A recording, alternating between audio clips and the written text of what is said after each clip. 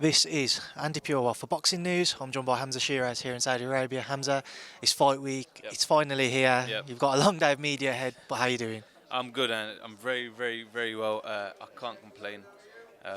Blessed to say the least, soaking it all up and ready for Saturday night. Hamzah, does this feel like the biggest fight, the biggest test of your career so far? It does. But then at the same time, I'm adopting the same mentality I've had for my last 4 or 5 fights that I take into fight week. I'm adopting that same mentality because why fix it if it's not broken?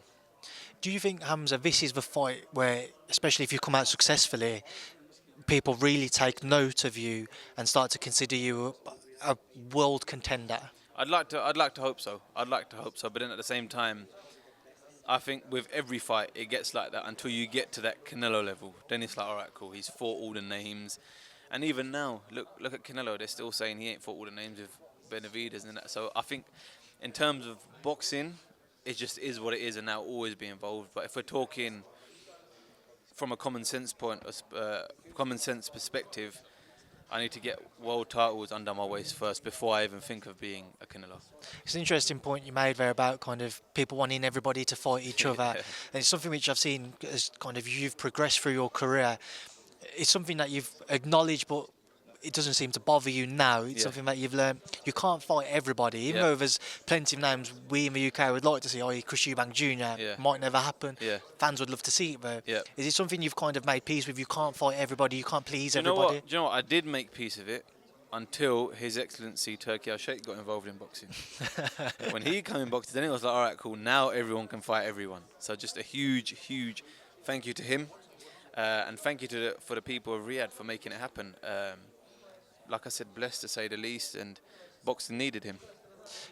He has obviously done great things for boxing, brought on some tremendous shows. But your fight, Amma Williams, talk to me about him. How much of his footage have you been studying recently? What weaknesses do you see? I've seen a lot of his fights. It's kind of one of them fighters that I knew eventually I'll fight down the line. And he's a good fighter. He does good things. He can bang. He can fight inside, fight outside. So he can do a bit of everything. But it's nothing I haven't prepared for. And like I said, it's got all the ingredients to make a very, very exciting fight, and one that I can't wait to just get in there Saturday night and crack on with it, man. Your fight and Nick Ball and Ray Ford's, when I've asked people, have the two people really struggled to kind of separate and pick winners in? Do you see this as a 50-50 fight? From my perspective, no, not at all. And that would be the answer. But I've seen everyone's opinions, and I respect everyone's opinions, because that's what boxing's about, and that's what makes boxing great. But I'm confident in my ability, and I always have been, very confident. So come Saturday night, I should put on a very, very spectacular performance, to say the least, inshallah. I know you don't want to give too much away tactically, but Hamzah, what separates you, whether in mentality, ability, what separates you and Amma Williams? Just, we're two very different people. Two very, very different people. But I think me, just the way I am, the way I've gone about things mentally, and how concentrated I am, I think that's what differentiates us. And I think Saturday night it will be the victory with me that differentiates us as well. You know, obviously it's the 5 versus 5 as well. Have you had Frank in your ear? Has he been telling you how much this means to him? He hasn't, but you can just tell. It's one of those that goes without saying. So I know what's at stake. I know the bragging rights are at stake, and I'm under no illusion of what a win would mean to Frank and to me and to us as a team. It'd be massive. You've been waiting in the wings for your chance to fight out here in Saudi, and you get it now with Amma Williams. Is this the type of fight you wanted your first fight here in Saudi Arabia to be? Yeah, definitely. I didn't want it to be one of those where you go in and think, oh, Hamzah Sheeraz is going to wipe him out, because there's not really no kind of element of razzmatazz to it. This coming to a fight like this, for people, I'm in an R-ring. If I go in there and do a job on him, then it's like, told you so. You spoke earlier on about how kind of since Turki Alalshikh's come into the sport, he's really started to get those fights together.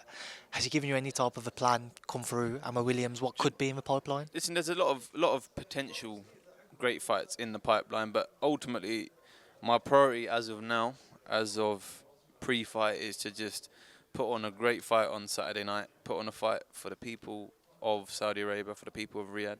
Not only for them, but for all the fans watching worldwide as well. And yeah, just to do my best and make sure people want to see me fight again. I'm sure you don't want to kind of have too much more pride into that, but I'm going to, as that's my job. Who does still stand out for you? What name do you look at and think, if it's possible, let's get it on? Listen, God willing, inshallah, everything goes well Saturday night. I think there's plenty of names out there. There's plenty of names out there.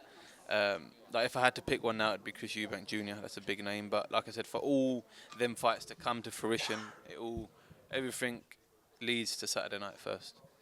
Hamzah, just before we wrap this up, Yep. I'm not sure whether or not you're aware, but I have a little gift for you. Thank you Boxing very News, much. as you know, has launched 1909, a clothing brand, Nice. luxury sportswear. There so we go. for you, I have Look a at top that. if you Thank want you to very much. have a look. Open it up, let the viewers see There you go. this brilliant. Tad, open that for me quickly There so we I can go. show the viewers. Um, I'll do it, but but yeah. That's all good. But yeah, that's for you to kind of knock about in. cheers. Maybe Thank you very use much. as and when. What was it called? 1909, yeah? 1909, the year that And Boxing News was founded. Ah, and how long's it been out? The We clothing line? only launched very recently. It's only been probably a week or so. If that. Okay, cool. So you will see me strutting about in 1909, 1909. Boxing News. Here, look. Here we go. 1 minute. There we go, look. Beautifully. There you go. If you got it, you got a good shot of that. Yeah. There you go. You'll see me wearing 1909 and fight week. Hamzah, appreciate your time and good luck on Saturday night. Thank you very much.